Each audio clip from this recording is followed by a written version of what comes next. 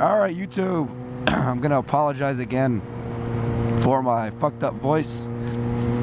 I am coming off of an illness that has had me congested and allergies, and we went from 30-degree weather and we're back up to 70-degree weather, and before the 30-degree weather we were like 65-degree weather, and I don't think my body kind of understands what the hell's going on. Like I'm a bird that should be flying south for the winter, that forgot to fly south, thought they was too late, and then thought, shit, maybe this winter was one day.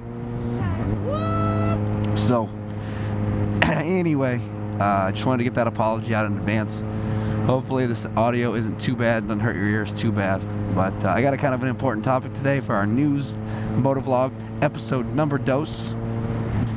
So we'll go ahead and we'll get into it. So, the topic of the discussion here today is going to be a gentleman by the name of William Crum, goes by Bill Crum from what I understand.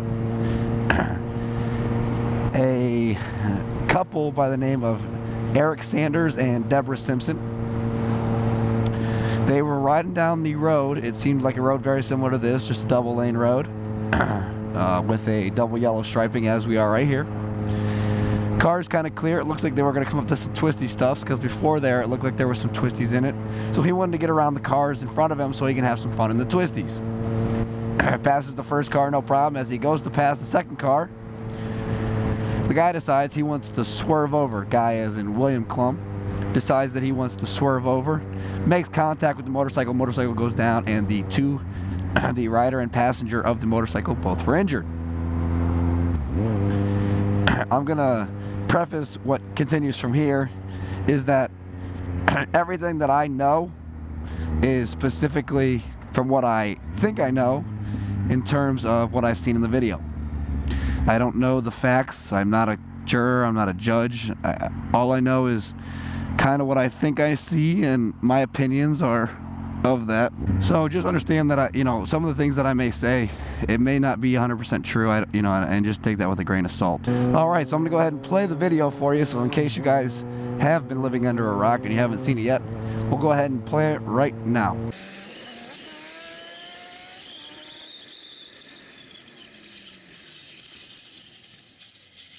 Pretty crazy, huh? I mean, a guy was just casually going around, goes to pass the car, and voila, the guy shoots over and they make contact. I'm gonna say one thing to all you haters out there that hate motorcyclists and what they do.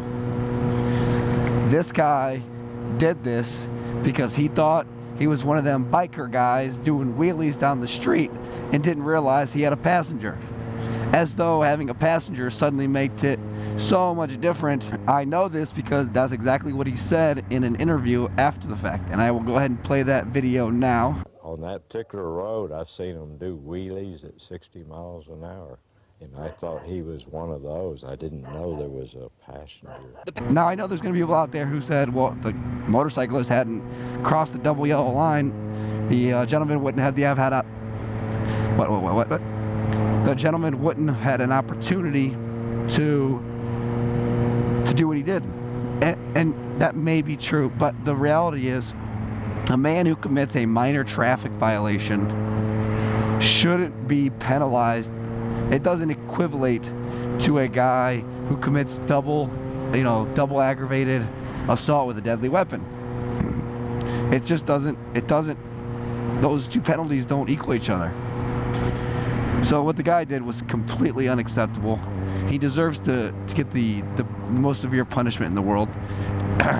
Deborah Simpson is the lady passenger who was on the bike. She was taken to the hospital. They both were taken to the hospital, but she was taken to the hospital and was actually entered into the intensive care unit. She had some severe injuries. I know she had an injury to her arm that required multiple surgeries. We've all double yellow passed on a motorcycle.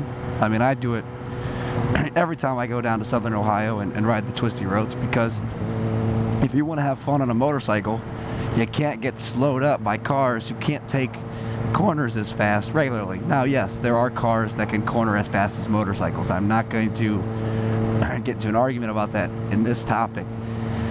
But for the most part, the average driver isn't nearly the driver to be able to keep up in the corners as a motorcycle. So in order for a car, or in order for a motorcycle to have fun, they need to get around cars. It's just that simple. That motorcycle would have been gone, out of that guy's way, never to be seen, worried about again.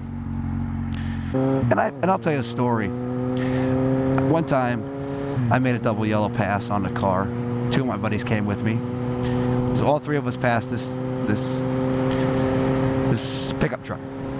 And in the process, after passing it, as soon as we're in the middle of the pass, this guy gets a bug up his ass. He was going like 50 mile an hour in a 55 mile an hour zone.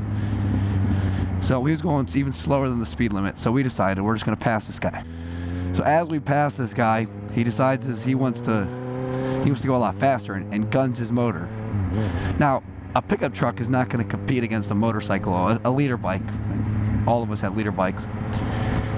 So we were able to get around it, but now he wants to tailgate. And we let him tailgate for a while because he's a jackass. And next thing I know, he follows us into we were just going to a gas station right up the street from where we passed the guy. I mean, it was a little ways, but it wasn't too far. So we passed the guy, he pulls into the same gas station and wants to start a fight. Big southern hillbilly guy, 3 of us on motorcycles. He wants to start a fight. Some words were exchanged, nothing else more than that. But the point is, for whatever reason, a motorcycle being able to get places faster than a car pisses some people off. And that's what happened with this guy. He was tired of motorcycles being able to do what that he couldn't do. Maybe he used to ride a motorcycle and couldn't ride anymore because he was too old. I don't know. But he was pissed off. His excuse that he got stung by a wasp, bit by a spider, is complete and total fabrication. There's no way I wouldn't believe that for a second. And I pray, my fucking blinker was on, I'm a fucking noob. I pray that the state or the jurors end up seeing through these lies. That's all they are, is complete total lies. Now again, I don't know this for 100% truth. Maybe it did happen on the rare chance that it could happen. I don't know. I mean, I'm not going to say that I know, because I know. But from my experience with riding people, I understand what happened. You know, that guy just got out of control and he hit a guy.